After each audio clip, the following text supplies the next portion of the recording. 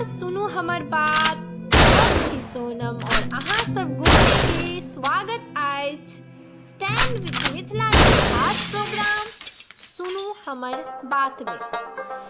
आइ हम अहाँ के बताएब संविधान से जुड़ल हरेक बात। ओकरा के लिखलक, ओ कहिया लागू भेल, ओ की छै। तऽ हम शुरू करै छी। संविधान ककरा कहै छै? जै के द्वारा कोनो देश में शासन व्यवस्था चलायल जाइए, ओइ में नियम कायदा कानून और सरकार के शक्ति अधिकार बारे में विस्तार से लिखल जाइए, हम सब ओकरा संविधान कहै छियै। ई भारत के संविधान 26 नवंबर 1949 में बनायल गेल, लेकिन एकरा 26 जनवरी 1950 में लागू कैल गेल। संविधान मुख्य रूप से दू प्रकार के होय छै। पहिल लिखित संविधान और दोसर अलिखित संविधान या मौखिक संविधान। लिखित संविधान जै में नियम और कानून के एहन संग्रह जे लिखल अवस्था में हुए, ओकरा हम सब लिखित संविधान कहै छियै। जेना भारत, यूएसए, स्विट्जरलैंड आदि ई सब देश में लिखित संविधान लागू होय छै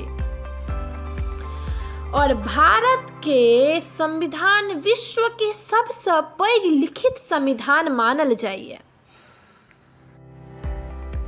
भारत में 395 अनुच्छेद छै और 25 भाग अछि। भारत के संविधान 1,46,385 अंग्रेजी शब्द में लिखल गेल अछि। इस संविधान के रचैले 284 महान पुरुष मिलकर 2 साल 11 महीना 18 दिन तक कठिन परिश्रम केलथि। इस संविधान के रचय के लेल समूह बनायल गेल। ओकर नेतृत्व डॉक्टर भीमराव अंबेडकर कऽ रहल छलथि तथा ओकरा अपन हाथ से प्रेम बिहारी नारायण राय ज्यादा लिखलथि। बाद में ओ संविधान के नंदलाल बोस, बेहर राम मनोहर और शांति निकेतन के किछ कलाकार सुंदर प्रकार से इस संविधान के सजा कऽ लिखलथि।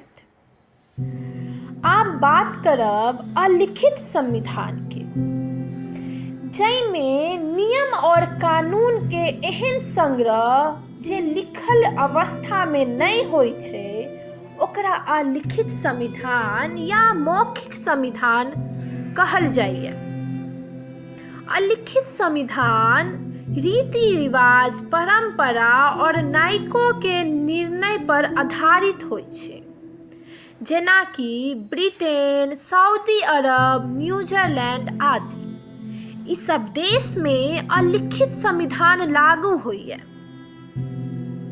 बस एतबे कह चाहलहुँ हैं अहाँ सबके संविधान के बारे में। ई वीडियो से बहुत किछ पता चलल है जे कगना बनलै, कखन बनलै, के लिखलकै, एकरा किया संविधान के बनायल गेलै।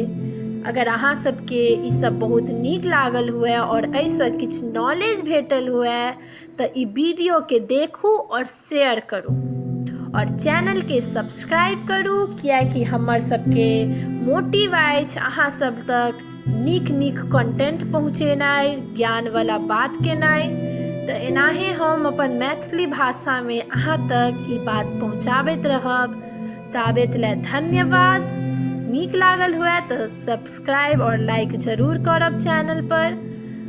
और हम ताबेत ले विदा लै छी, फेर भेंट हैब नया कंटेंट के साथ। ताबेत ले जय हिंद, जय मिथिला।